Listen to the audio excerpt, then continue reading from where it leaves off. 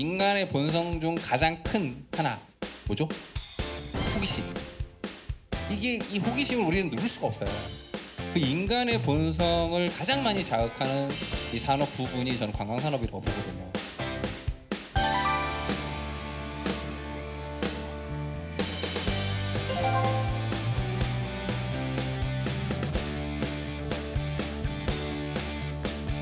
우리가 가지고 있는 잠재력에 비해서는 여행산업이 되게 지금 작다고 저는 봐요. 변화에는 당연히 기회가 있습니다. 그렇기 때문에 어떤 기회가 많다는 거를 저는 얘기 드리고 싶습니다.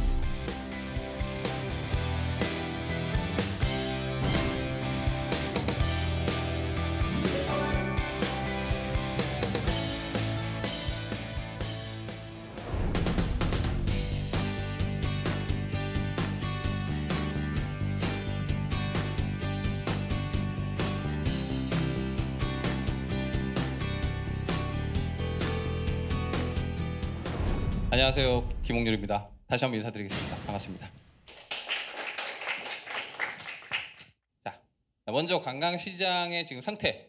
관광시장은 어떤지. 자, 먼저 관광시장의 규모를 좀 한번 그냥 참고 삼아 한번 볼게요. 일단 이거는 이제 글로벌로 보는 겁니다. 이제 글로벌부터 시작해서 이제 좁혀 나가야 될 텐데, 자, 왼쪽에 보면은 이제 저게 뭐냐면 전 세계 관광 산업이 전 세계 이코노미, 그러니까 GDP에 끼치는 기여도가 이 정도 됩니다. 상당히 커요. 그래서 뭐 8.27 트릴리언, 예. 그래서 8조 달러 정도 되는 거죠. 그럼 우리 돈으로 뭐 한 9천조 원? 저게 이제 지금 보시면은 직접 기여도는 한 2.57 조 달러 정도 되는 거고, 그 외에 모든 토탈 기여도는 8.27조 달러 정도 되는 겁니다. 그래서 이게 사실 좀 너무 커서 사실 와닿지가 않아요. 근데 그만큼 사실 관광 산업이 전 세계의 경제에 미치는 영향력은 굉장히 크다는 걸 일단 보여드리는 거예요. 그리고 그 밑에는 실제 관광 산업의 매출이 보면 1220빌리언. 그래서 이게 이것도 마찬가지로 한 1조 2천조 달러 정도 되는 거죠. 네. 그래서 뭐 그럼 우리 돈으로 아까 따지면은 뭐 한 1,100조 뭐 이 정도 되겠죠. 그리고 그 옆에 살짝 있는 게 호텔 산업만 가지고도 500빌리언. 그래서 사실 이 관광 산업의 규모는 굉장히 크고요. 뒤에도 이제 계속 나오겠지만, 그래서 전체적인 어떤 지금 현재 산업이 변화함에 있어서 이 부분은 굉장한 기회가 많이 있는 그 산업 영역이라고 볼 수 있다. 일단 저는 이제 그거를 보여드리기 위해서 일단 요거 하나의 그냥 표를 보여드린 겁니다. 자, 그리고 자, 그 오른쪽 상단 보면은 이 부분은 뒷장에 좀 더 자세히 얘기를 할 거예요. 왜냐하면 얘기할 게 많으니까. 뭐냐면 우리나라에 아까 얘기했던 우리나라에 지금 관광객이 얼마나 오고 있냐. 아까 제가 얘기 드렸던 90년대는 없었지만 그 뒤에 변화가 생겼고 어느 순간부터 인바운드 산업이 되게 컸단 말이에요. 그 부분을 좀 봐야 될 것 같아요. 그래서 요거 그냥 참고 삼아 딱 보시고 넘어가고. 자, 그 다음에 누가 오느냐도 좀 중요한 것 같아요. 근데 뭐 알 수 있죠. 당연히 일본, 중국, 동남아. 그래서 아시아에서 오는 분들이 우리나라 입국 관광객의 약 79%를 차지하고 있습니다. 만약에 인바운드에 우리가 뭔가를 하려면은 사실 저 사람들이 위주가 돼야 되겠죠. 그래서 이런 걸 좀 볼 수 있고요. 요 장부터는 이제 뭐냐면 아까 현상을 지금 봤는데 아까 얘기 드렸잖아요. 어떻게 지금 여행 산업이라는 게, 관광 산업이라는 게 어떻게 변화해 왔느냐, 뭐가 변했냐, 뭐가 변했기 때문에 그때 어떤 기회들이 생겼냐를 좀 보고 싶어서 이거를 한번 정리를 해본 거예요. 너무 거슬러 올라가면 좀 너무 먼 나라 얘기가 되니까 한 50년대로 가봤어요. 자, 이건 일단 글로벌입니다. 우리나라의 관광시장은 아까 얘기했듯이 본격적으로 여행 자유화가 된 89년도 이후부터 사실 생겼기 때문에 그 이전을 보려면 사실 글로벌로 봐야 되겠더라고요. 자, 1950년대에 이제 어떤 게 이제 생겼냐면은 이제 기존에 이제 수기로 근데 그 이전에 사실 항공사나 이런 것들은 이미 많이 생겼어요. 그래서 이때 50년도에 이제 그 전에 수기로 관리되던 항공권 판매 또는 그 재고 관리 시스템 이런 부분들이 다 수기로 그때까지 수기로 했다는 얘기죠.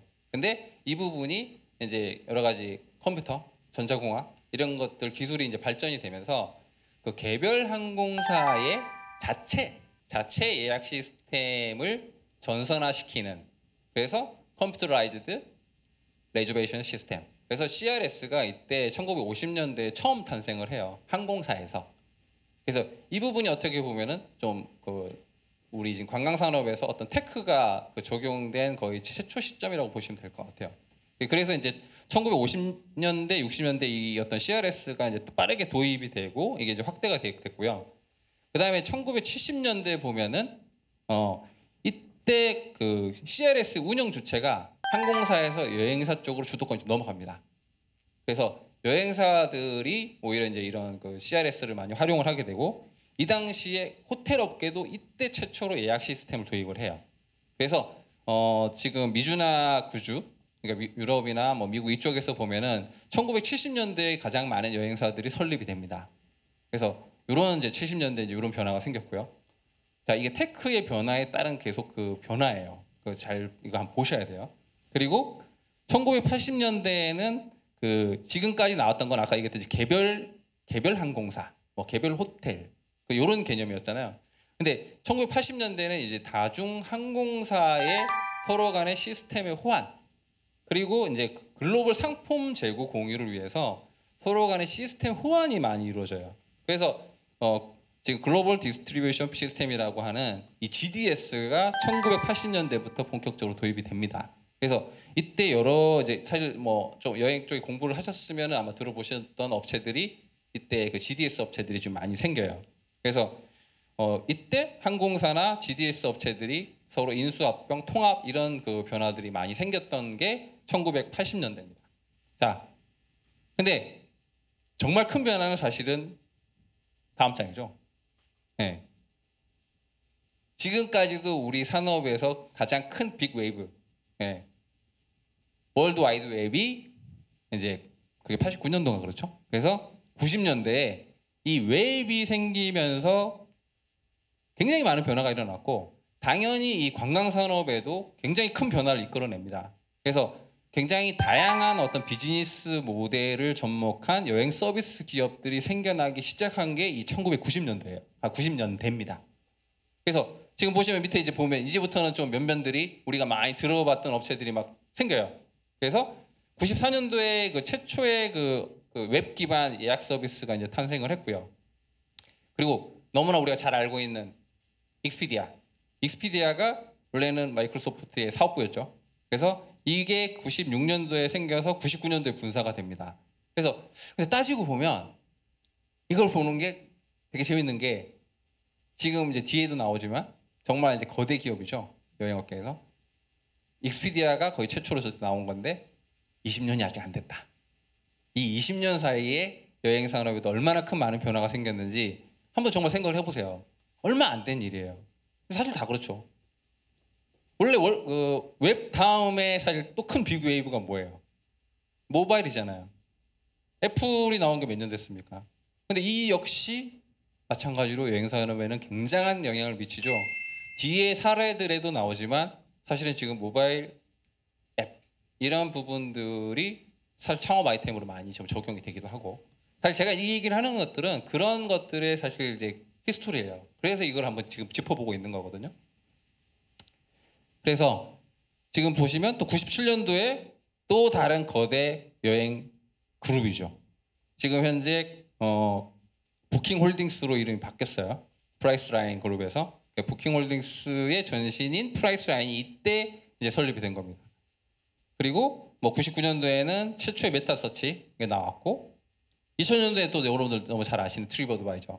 트립어드바이저는 근데 좀 다르죠. 이 익스피디아나 지금 부킹홀딩스하고는 좀 다른 게, 트립어드바이저는 뭐죠? 여행 정보 공유 시스템으로 봐야 되죠. 그래서 지금은 물론 이게 또 발전을 하고 바뀌어가고 있어요. 지금은 트립어드바이저는 여행 정보 사이트라기보다는 종합 여행 예약 플랫폼, 그죠? 또는 메타서치 이거 더 가까워요. 그래서 OTA라고 하죠. 온라인 트래블 에이전시. 사실 근데 OTA의 그 개념 자체는 계속 변하고 있어요. 그 형태나 사업 영역 자체가 계속 변하고 있습니다.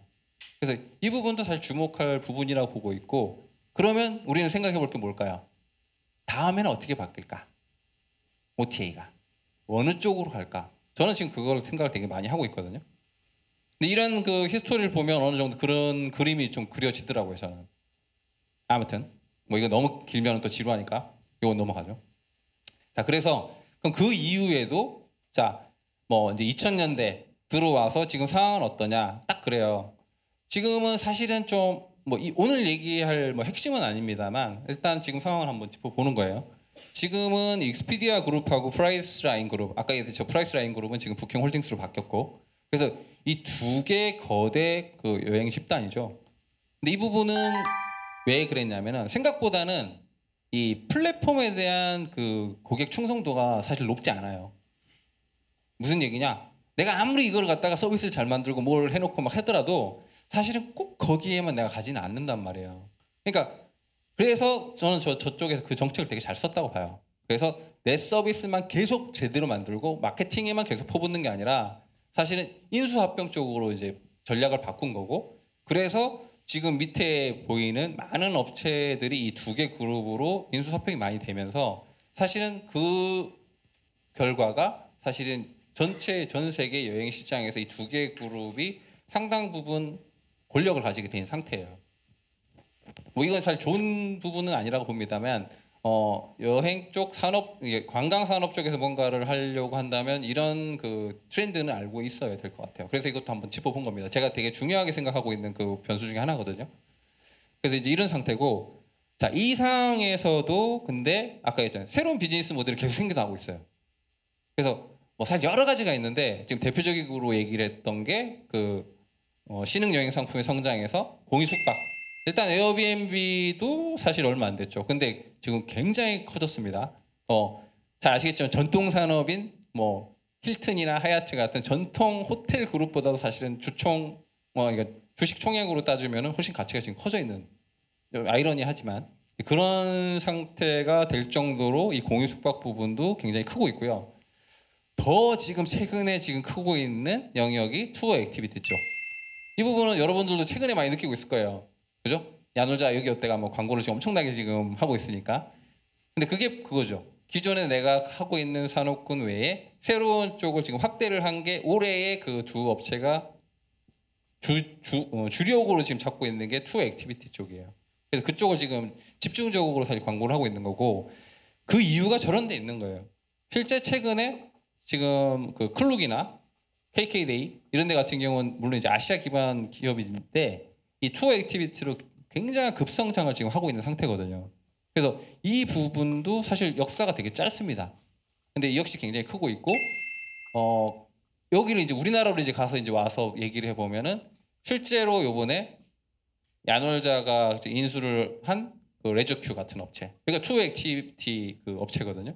이런 업체, 여기는 근데 인트라바운드 투어 액티비티 그 비즈니스라고 생각하시면 돼요.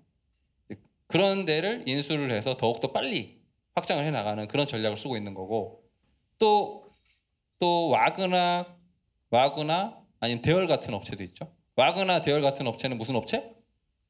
아웃바운드 투어 액티비티 서비스예요. 그래서 우리나라 사람이 해외에 가서, 예를 들어서 홍콩에 가서 거기서 유람선을 탈 때 미리 구매를 하고 갈 수 있는, 자, 이런 쪽도 최근에 커졌고, 실제 지금 그 와그나 대열도 지금 저희 그 한국관광 스타트업 협회 회원이에요. 근데 그 제가 그런 얘기를 드리는 건 뒤에도 이제 그런 쭉 사례들이 나오지만 이게 다 몇 년 안 되고 사실 청년 창업들이거든요. 근데 그 부분들이 굉장히 큰 기회를 잡고 있다. 그래서 제가 이 변화를 얘기하는 이유를 저는 지금 말씀을 드리는 거예요. 여기서 이제 그런 것들을 계속 볼 수 있거든요. 자, 그래서 이런 변화들이 자 이루어져 왔다. 이제 이 얘기를 좀 드린 거고, 자 이제 그 다음에 이제 봐야 될 거는, 그래서 아까 제가 드렸잖아요. 그랬는데 과연 근데 지금 괜찮은 거야? 한국 관광 산업은 앞으로 전망이 있는 거야? 내가 뛰어들어도 되는 부분인가? 네. 자, 지금 쭉 보시면은 아까 OTA라고 했던 부분들, 제가 지금 사실 오늘 얘기 드리는 건 온라인 트래블 에이전시만 얘기할 건 아니에요. 근데 하지만 저렇게 해외, 국내 사실은 이 여행 산업으로 온라인 채널을 통해서 여러 가지 판매를 하고 있는 그 비즈니스 영역이 계속 늘어나고 있다. 이미 저렇게 자리를 잡아 있고 늘어나고 있고 이런 부분들을 한번 지금 보여주는 겁니다. 그래서 이제는 이제 딱 아까 그 얘기를 해봐야죠. 그러면 과연 그럼 이제 앞으로 이 관광 산업은 전망이 어떨 것인가? 자, 이 얘기를 이제 하는 겁니다. 자, 위에는 그 세계 경제 성장률 추이입니다. 뭐 2009년은 뭐 알겠지만 금융 사태죠. 그래서 그때 쭉 떨어졌고 전반적으로 저 정도 보통 한 3%대 그죠? 거기서 왔다 갔다 하는 정도로 지금 계속 이제 이루어지고 있는데 그 밑에는 뭐냐면 아까 얘기 드렸던 그 실제 그 세계 경제에서 관광 산업이 GDP에 미치는 기여율인데 꾸준히 지금 늘어나고 있어요. 그래서 저거는 물론 이제 금액 단위로 해놓은 거고 위에는 이제 성장률을 가진 거지만 실제 저거를 그 제가 이제 그 그래프로 그 환산을 해보면은 실제 그 경제 전체 세계 경제 성장률에 비해서 관광 산업 성장률이 계속 높은 상태예요. 근데 저거는 저는 어떻게 보고 있냐면 제가 아까 얘기했잖아요. 저는 관광에 대해서 계속 이렇게 한다. 나도 이제 저한테 이제 비춰서 이제 생각을 해볼 거 아니에요? 저는 그렇게 생각합니다. 그 인간의 본성이라고 생각해요. 인간의 본성 중 가장 큰 하나 뭐죠? 호기심. 이 호기심을 우리는 누를 수가 없어요. 저도 그렇거든요. 아, 쟤네들은 뭐 먹고 살지? 쟤네들은 뭐 하면서 살지? 쟤네들은 뭐 만들어놨지? 내가 못 보던 것들, 새로운 것들, 그런 것들 보는 거. 그리고 거기 가서 내가 그동안 경험하지 않았던 시간을 내가 누리는 것. 뭐 이런 것들. 이 호기심은 그 인간의 본성이라고 생각을 해요. 그 인간의 본성을 가장 많이 자극하는 이 산업 부분이 저는 관광산업이라고 보거든요. 그래서 사실 이런 부분에서 뭐 사실은 지금 세계로 따지면 얼마나 뭐 많은 일이 일어납니까? 뭐 전쟁부터 해서 뭐 재난부터 해서 많은 일이 일어나지만 꿋꿋하게 관광산업은 발전하고 있다. 일단 그걸 한번 보기 위해서 이 그래프는 한번 만들어 봤고요. 인트라바운드가 사실 되게 중요해요. 그래서 우리나라 사람이 우리나라에 여행을 가는 이 인트라바운드, 우리가 보통 도메스틱이라고 얘기하는 이 부분이 굉장히 중요한 게 실제로 이게 여행 산업의 기반이 됩니다. 일본이 지금 약오르지만 굉장히 급증하고 있죠. 사실 여기 계신 분들도 혹시 모르시는 분이 계신지 모르겠지만 사실 이번에 메르스 사태, 사드 사태 터지기 전만 해도 우리가 한 8년 정도 일본보다 입국 관광객이 많았어요. 이거 뒤집어진 지 몇 년 안 됐습니다. 근데 뒤집어진 지 몇 년 안 됐는데 엄청 뒤집어졌죠. 굉장히 약오릅니다. 근데 일본이 그렇게 발전을 한 거는 사실은 이 인트라바운드가 되게 탄탄하게 자리를 잡고 있어요. 그래서 일본인들이 일본 내에 여행을 하는 부분들의 수요가 되게 많고 그 부분들에 대한 인프라도 굉장히 잘 구축이 돼 있었기 때문에 사실 이 부분을 입국 관광객 쪽, 외래 관광객 쪽으로 그 초점을 돌리고 사실은 일본이 제일 벤치마킹 많이 했던 게 한국이에요. 근데 그런 원래 그 기반이 있었기 때문에 이게 돌렸을 때 효과가 폭발적으로 일어난 거라고 보거든요.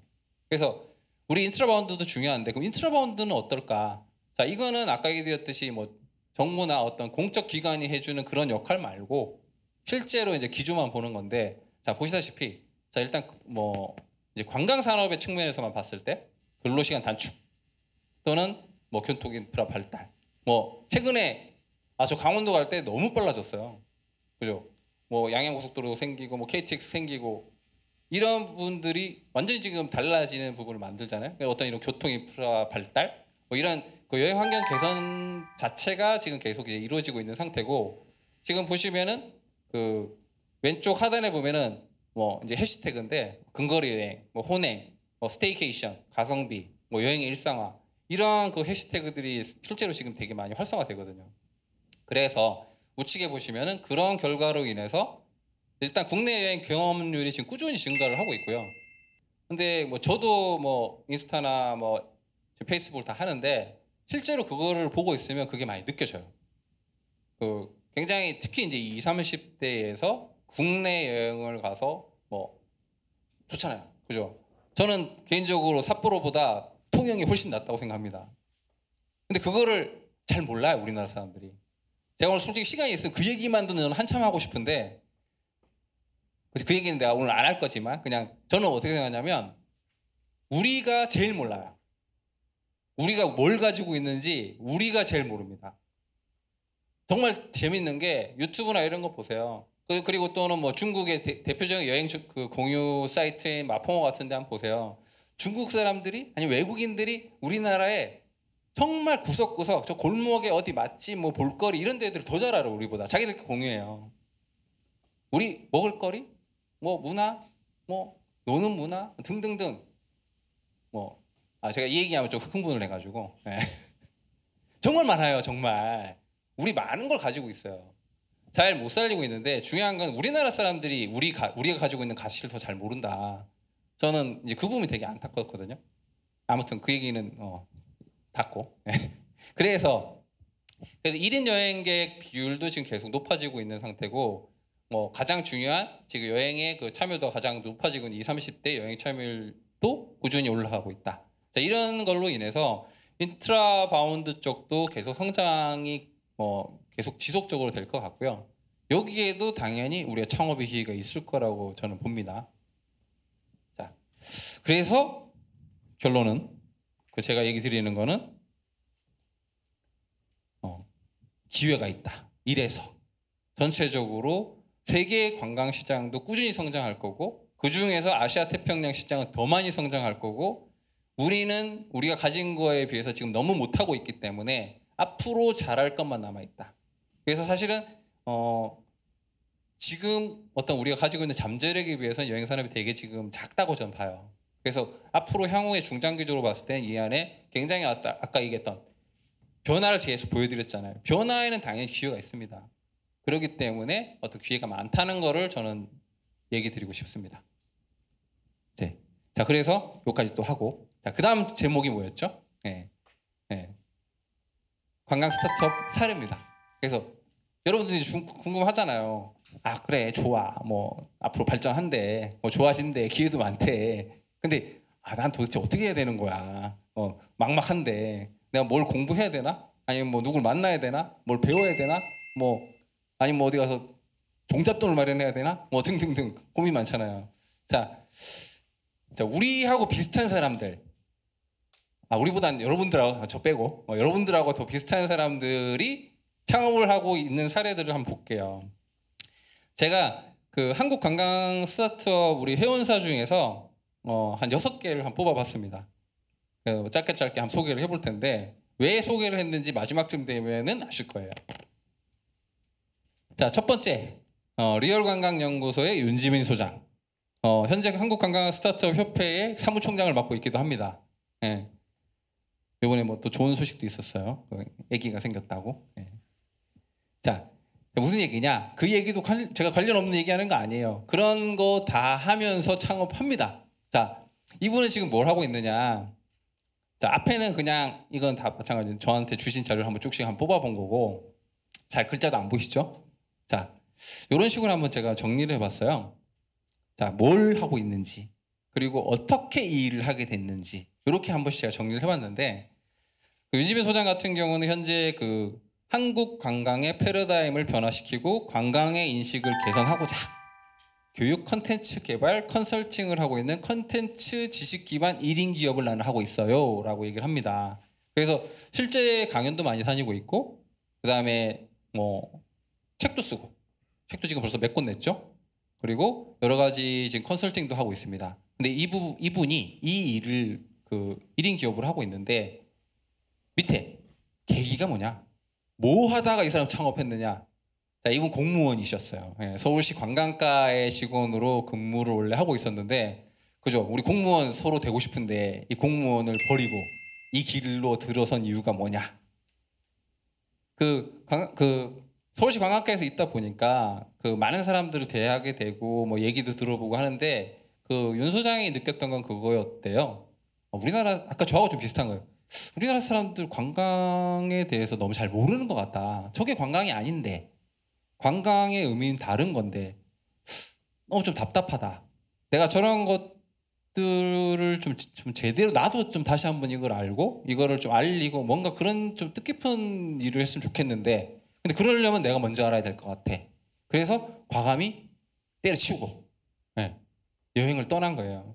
그래서 이게 계기가 돼서 그 세계 각국을 돌아다니면서 실제 이 그 관광과에서 근무했던 그 경험을 바탕으로 관광청을 막 찾아가요. 그런데 가서 막 물어보고 의견 나누고 이제 이런 부분들을 경험으로 가지고 다른 나라에서는 관광청들이 아니면 또 관광과 뭐 이런 데들이 어떻게 일을 하고 있구나 그런 것들을 보고 듣고 얘기하면서 느낀 것들을 이제 책으로 써내고 그러고 나서 이제 돌아와서 이제 이런 여러 가지 일을 하는 거예요. 그래서 아 이런 사람도 있구나. 저는 참 놀랐어요. 대단하다. 자, 이런 분이 일단 한분 계시고 자 그다음 분 이제 트래블루션 베이노 대표인데 트래블루션 하면 잘 모르실 거예요. 트래블루션 하면 잘 못 들어봤을 텐데 서울패스는 들어보셨을 거예요. 그래서 그 서울패스 서비스를 하고 있는 트래블루션입니다. 그래서 여기는 사업 영역이 아까 얘기했던 투어 액티비티 쪽인데 여기는 인바운드 쪽이라고 보시면 돼요. 그래서 외국인 대상으로 해서 외국인이 왔을 때 이제 서울 말고 다른 지역도 있지만 처음에 서울로 시작했으니까 서울의 관광지들의 티켓을 이제 그 사람들한테 제공하는 이런 서비스를 만든 거예요. 자, 여기는 또 뭐 하다가 이걸 창업했느냐? 자, 이분 같은 경우는 원래 그 우리나라에 있는 해외 관광청에 근무를 했었어요. 근데 관광청에 근무하다 보니까 다른 나라 보니까 뭐 예를 들어서 뭐 뉴욕 패스 같은 거 있잖아요. 그러니까 실제로 뭐 미국이나 유럽에 보면은 그런 어떤 도시나 지역 기반으로 해서 이런 그 투어 액티비티 티켓을 어떤 패스 이런 명칭으로 해가지고 하는 데들이 많던데 생각해 보니까 우리나라에는 없는 거죠. 그래서 야 이거를 우리나라에 이제 그때 이제 인바운드가 막 늘어나고 있을 때였으니까 이런 거를 우리나라에도 사업화시키면 서울에서 사업화시키면 괜찮겠다. 그래서 트래블루션이라는 그래서 서울패스라는 브랜드를 만들어가지고 시작을 한 게 이 사람의 창업 계기예요. 그래서 지금 여기도 이제 관광사업 공모전 수상도 했고 현재 관광벤처 기업으로도 선정이 돼 있습니다. 자, 이런 분도 계시고 그다음 플레이윙즈 오유근 대표라고 있어요. 자, 플레이윙즈는 뭐 하는 회사냐? 여기는 이용해 보신 분도 분명히 계실 거예요. 특가 항공권 큐레이션 서비스라고 보면 됩니다. 앱이 지금 현재 구글 앱스토어에 들어가시면은 평점이 4.7점으로 1위예요. 지금 누적 사용자도 480만 명이 지금 넘었고 그래서 내가 정말 싼 항공권을 알아보고 싶을 때 들어가서 설정만 해놓으면 그게 나왔을 때 알람까지 해서 알려주기까지 하는 이제 그런 쪽 지금 서비스를 하고 있는데 이분도 근데 창업을 한 게 되게 독특해요. 원래 이제 대학 3학년 때 여기는 이제 물론 이제 컴퓨터 쪽 공부를 했습니다. 그러니까 뭐 이건 다 똑같은 케이스는 아니겠죠. 컴퓨터 공부를 근데 했다고 이게 되는 게 아니니까. 근데 대학 3학년 때 특가 항공권 같은 거를 자기가 막 서칭을 해가지고 그거를 그 페이스북에 많이 올렸대요. 근데 올렸는데 너무 이게 막 좋아요가 많이 달리고 이제 반응이 뜨거우니까 이거 괜찮은데 이거 되게 이런 니즈가 많구나. 이거를 뭔가 개발을 하면 어떨까? 해가지고 자기 과 후배 지금 몇 명하고 밤새면서 딱 8개월이 아니라 8시간 만에 만든 게 현재 플레이윙즈의 전신 베타 버전이래요. 전 되게 놀랐어요, 사실은. 참 무섭다. 이런 사람들도 있구나. 나는 그때 뭐 했나? 뭐 이런 생각도 들고. 근데 아무튼 저렇게 할 수 있다는 게 참 놀라운 것 같아요. 그래서 이런 분이 또 계시고. 자, 그 다음에 TNDN 이민석 대표. 여기는 사실 좀 앞에 지금 오유근 대표하고 약간 좀 비슷한 면은 있어요. 근데 TNDN은 오히려 좀 더 못 들어보셨을 것 같아요. 왜냐하면 아까 이제 플레이윙즈처럼 우리가 많이 대하는 서비스가 아니고 여기는 어떻게 보면 좀 핀테크 쪽에 더 가까워요. 그래서 여기는 뭐냐면 그 모바일 결제를 가장 많이 쓰는 중국인 요커 대상으로 한국 서비스를 시작을 했고 지금 현재는 그걸 가지고 국가가 결제 서비스를 운영 중이에요. 그게 이제 TNDN이라는 회사고 여기도 지금 현재는 굉장히 지금 급성장을 하고 있어요. 지금 누적 거래량이 170억 지금 넘었고 지금 가맹점도 지금 3,300개 정도 지금 벌써 이제 확장을 했고 지금 급성장하고 있는 회사인데 여기서는 좀 뭘 좀 볼 수 있냐면 창업을 했다고 해서 내가 창업 아이템을 정했다고 해서 계속 가는 건 아닙니다. 왜? 정답이 없기 때문에. 우리가 다 알고 있는 게 아니기 때문에.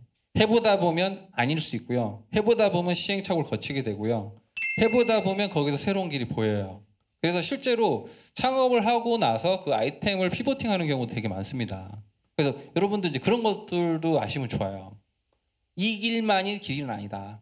그럼 오히려 이제 거기에 대한 어떤 적응력, 대처 능력, 유연성 이런 게 되게 중요할 수 있죠. 그래서 여기는 여기도 마찬가지로 대학 재학 중에 이제 시작을 했는데 처음에 시작한 거는 중국 요우크 대상. 그래서 관광 편의 앱을 그 사업 아이템으로 삼았어요. 그래서 뭐 서울의 맛집 정보, 뭐 이런 예약 정보 이런 것들을 제공하는 그 편의 앱을 만들었는데, 근데 하다 보니까 사실 그 부분은 이제 사업화가 좀 쉽지 않은데 이 고객들이 이제 한국에 들어와서 결제 부분에 대해서 이제 상당히 이제 그런 불편함을 느끼는 부분들의 의견들이 되게 많더라 이거죠. 그러니까 우리가 보통 얘기하는 VOC, 보이스 오브 커스터머를 들은 거예요. 아, 이거 괜찮겠네라고 해서 이거를 그럼 우리 그 식당 맛집에다가 그냥 QR 코드를 판을 하나 만들어가지고 이걸 찍으면은 이렇게 좀 쉽게 하는 그런 거를 처음에 만들어 보다가 그걸 해봤더니 거기 트래픽이 되게 많이 나오더래요. 그래서 이거다 해서 이제 사업 아이템을 다시 피보팅을 하고 완전 다른 길로 갔는데 이 부분이 지금 굉장히 지금 먹히고 있고 실제로 이제 그걸로 인해서 지금 투자도 지금 많이 받고 있는 상태입니다. 자, 마지막 사례. 자, 리얼 K-팝 댄스 김민성 대표. 이름 좋죠? 네, 되게 재밌죠, 리얼 K-팝 댄스. 자, 여기는 딱 이름 그대로예요. 지금은 이제 그 법인명은 바꿨는데 실제 서비스가 리얼 K-팝 댄스고요. 이제 뭐냐? 여기는 말 그대로 댄스 상품입니다. 그래서 외국인 관광객 대상으로 이런 그 K-팝 댄스의 레슨 요거를 제공을 해주는 거예요. 그래서 스튜디오를 가지고 있고 거기서 이제 상품을 팔아서 그분들이 오시면 댄스 교습을 해주는 이런 상품인데 2018년도 서울시 관광 스타트업 공개 오디션에서 대상을 8개 업체가 1차 선정이 돼서 그 중에서도 대상을 받았습니다. 그래서 최근에 이분도 좀 이제 많이 좀 성장을 하고 있는데 이분도 창업 계기가 좀 재밌었어요. 그래서 원래 이제 대학에서 이분은 이제 관광학 전공을 했는데 방송 백댄서를 4년 정도 했어요. 그래서 실제 본인이 춤을 잘 춥니다. 잘생기기도 했어요. 네. 그래서 백댄서를 했는데 그 이후에 이제 내가 관광학 전공도 했으니까 갈 길 가야 되겠다 가지고 하나투어에 이제 입사를 해서 이제 하나투어에서 일을 했는데 하나투어에서 입사를 해서 이제 보다 보니까 거기서 막 인바운드 관광이 막 성장하는 것도 보이고 뭐 가능성도 보이는데 좀 이렇게 뭔가 이렇게 임팩트가 있는 이런 상품이 많이 없는 것 같아. 근데 보니까 자기가 보다 보니까 K-팝에 되게 관심이 많고 이 댄스에 관심 있는 사람도 많네. 이거를 또 내가 또 뭐 댄스 자신 있으니 이걸 상품화 시켜보면 분명히 괜찮지 않을까, 성장하지 않을까. 그래서 창업을 결심하고 나와서 이제 창업을 한 거예요. 근데 제가 조금 이제 원래 오늘 예상했던 게 대학생분들이나 대학을 졸업하고 뭐 예비 창업자거나 그런 창업에 관심이 있는 분들이라고 저는 들어서 조금 그 우리 회원사 중에서도 좀 젊은 분들을 대상으로 뽑아봤어요. 그리고 사례들도 좀 나눠봤어요. 뭐 대학에서 공부하다가 뭐 어떻게 했다가 직장에 들어갔다가 뭔가 새로운 기회를 보고 나왔다든가 그다음에 내가 가지고 있는 재능을 살리는 경우도 있고 그렇죠? 내가 개발을 할 줄 알아서 그걸 갖다가 밤을 새서 만든 사람도 있는 반면에 꼭 개발자가 아니래도 사실은 사람의 어떤 여러 가지 오히려 아이템을 잡는다든지 실제 조직을 만들다든지 이런 능력을 가지고 만들어내는 사람 많아요. 그래서 이런 사례들이 있더라. 자, 이걸 보여드렸습니다. 보여드린 이유를 말하지 않아도 저는 이미 아실 거라고 생각을 해요. 왜? 제가 지금 순서대로 왔죠. 어떻게 지금 돼 있다. 그리고 어떻게 지금 변해 왔다. 그리고 앞으로 기회가 있을 것이다. 이런 이유 때문에. 근데 우리 주위에 이렇게도 창업하고 저렇게도 창업하고 이런 사람들이 있더라. 자, 이걸 보여드렸어요. 그럼 그게 이제 나한테는 어떨까? 그게 되게 중요하잖아요. 그래서 이제 마지막에 이제 마무리입니다. 자, 그렇다면 우리는 뭐 어떻게 해야 되느냐 얘기를 드리는데 제가 처음 딱 하나로 얘기 드리고 싶은 거는 일단 용기입니다. 사실 저분들이 저렇게 하는 게 쉽지 않지 않았을까요? 정말 안정적인 직장을 때려치운 사람도 있고, 그죠? 그 다음에 뭐 정말 이게 될까 안 될까, 남들이 다 반대하는 거를 지금 한 사람도 있고, 사실 그 부분은 용기가 있어야 된다고 생각합니다. 창업 사실 정말 쉽지 않아요. 여러분들이 알아야 되고 배워야 되고 그 다음에 극복해야 될 것들이 굉장히 많은 게 창업입니다. 근데 하지만 그럼에도 불구하고 창업을 하고 싶다면 용기가 있어야 되더라고요. 왜? 내가 하지 않으면 아무 일도 일어나지 않아요. 네. 제가 제 이건 신념이기도 한데 가장 나쁜 결정은 결정을 안 하는 거예요. 내가 고민을 많이 해서 리스크를 줄일 수는 있지만 결정을 해야 될 땐 결정을 해야 됩니다. 그리고 결정을 했다면 뭘 해야 되죠? 실행을 해야 됩니다. 그러면 내가 실패를 하든 성공을 하든 뭔가 해요. 그리고 실패를 하면은 끝입니까? 그렇지 않아요. 실패를 하면 정말 많이 배웁니다. 창업에 대해서 여러분들이 용기를 가지고 했을 때 시행착오를 줄이겠죠. 성공 가능성을 높이겠죠. 저는 그렇게 생각합니다. 그래서 오늘 두 마디로 마지막을 표현했습니다. 용기를 가지시고 지금부터 준비하시면 됩니다. 네, 오늘 강의는 이걸로 마치겠습니다. 감사합니다.